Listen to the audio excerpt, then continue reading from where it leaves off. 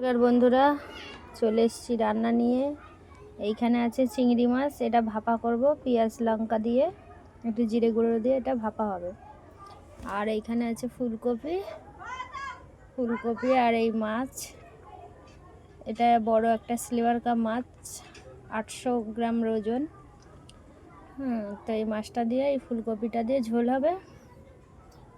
আর এইখানে ভাত হচ্ছে, আর এই কড়াই বসিয়ে দিয়েছি, কড়াইটা গরমও হয়ে গেছে, তেলও দিয়ে দিয়েছি। তো চলো মাছটা ভেজে নেব। তো মাছ আমি এবার দিয়ে দেবো, তেল গরম হয়ে গেছে, আস্তে আস্তে মাছগুলো ভেজে নেব বেশ লাল লাল করে।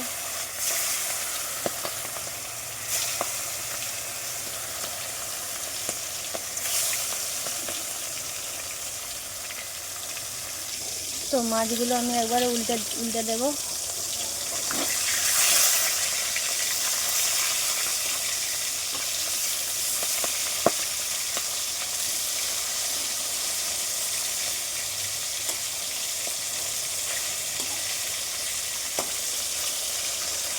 তো মাছগুলো আমি একবার উল্টে দিয়েছি,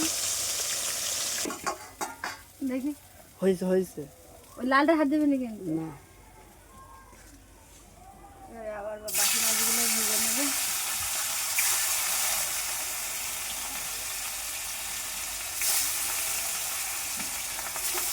এই কোনাটাই বন্ধ করে, এই কোনাটা। তো বাকি মাছগুলোও ভাজা হয়ে গেছে, এবার আমি তুলে নেব।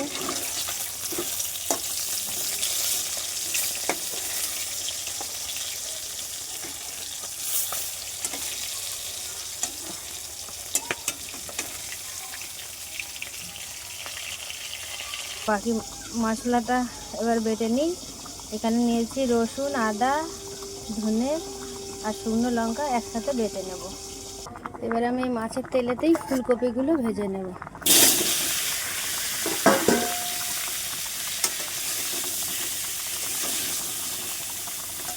একটু লবণ দিয়ে ঢেকে দেবো। এইখানে আমার মশলা বাটা হয়ে গেছে। তো ফুলকপি একটু নামিয়ে নেব, ভাজা হয়ে গেছে, বেশ লাল লাল করে ভেজে নিয়েছি।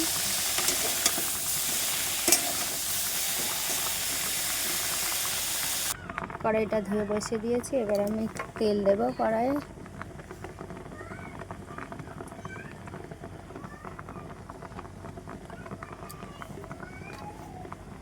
দেব ফোড়নে দুটো পাঁচফোড়ন, এবার পেঁয়াজ দেব। একটা ছোটো সাইজের মিডিয়াম সাইজের পেঁয়াজ দিয়েছি। এবার দেবো আমি কাঁচা লঙ্কা, চেরা কাঁচা লঙ্কা দিলাম। এবার দেব আমি আদা, রসুন, শুকনো লঙ্কা, ধনে বাটাটা দিয়ে দেবো। মশলাটা ভালো করে কষিয়ে নেব।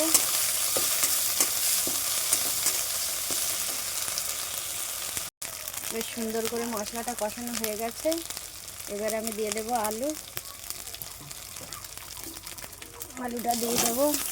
দিয়ে আরও 10 মিনিট কষিয়ে নেব। 10 মিনিট আলু কষানো হয়ে গেছে, এবার আমি ফুলকপিটা দিয়ে আরও 5 মিনিটের মতন কষিয়ে নেব। এবার আমি ঝোলের জন্য জল দেবো। আমি এই বাটি 1 বাটি জল দেবো, আর দেবো না। এবার আমি ঢেকে দেব। ঝোল দিয়ে দিয়েছি, এবার আমি ঢেকে দেব।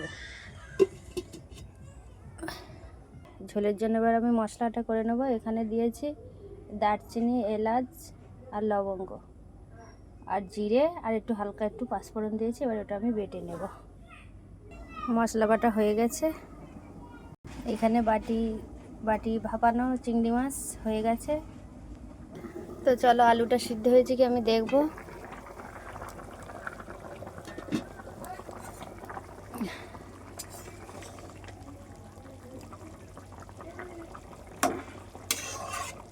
আলু সুন্দর করে সিদ্ধ হয়ে গেছে। এবার এটাকে আমি নামিয়ে একটু পাঁচফোড়ন দিয়ে ফোড়নে ঝোলটা ঢেলে দেব, দিয়ে মাছগুলো দিয়ে দেবো। তো আমি তেল দিয়ে দিয়েছি, অল্প সামান্য দিয়েছি। এবার আমি পাঁচফোড়ন দিয়ে দেব, দিয়ে ঝোলটা ঢেলে দেবো, দিয়ে তার উপরে মশলাটা দিয়ে দেবো। মশলাটা আর কষবো না। আমি ঝোলটা দিয়ে দিয়েছি। এবারে উপর দিয়ে মাছগুলো আস্তে আস্তে আমি একে একে দিয়ে দেব।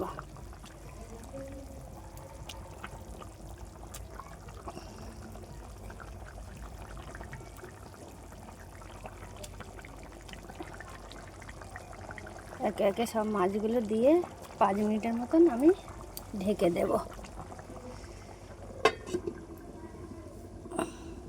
ঢেকে দিলাম। এবারে উপর দিয়ে মশলাটা দিয়ে ঢেকে দেব। যেহেতু মশলাটা কষলাম না, ওতে গরম মশলা একসাথে দিয়ে বেটেছি তো, এবারে আমি মশলাটা দিয়ে দেব।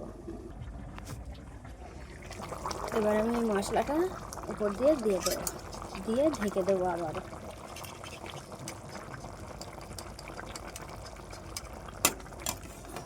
মশলাটা দিয়ে দিলাম। এবার আমি আবারও ঢেকে দেব। ঢেকে দিলাম। ঝোল হয়ে গেছে, এবার আমি নামিয়ে নেব। তো আমার ঝোল রেডি। তো তোমরা আমাকে কমেন্ট করে জানিও কেমন হয়েছে। কমেন্ট করে জানিও আর আমার পাশে থেকো। টাটা বন্ধুরা।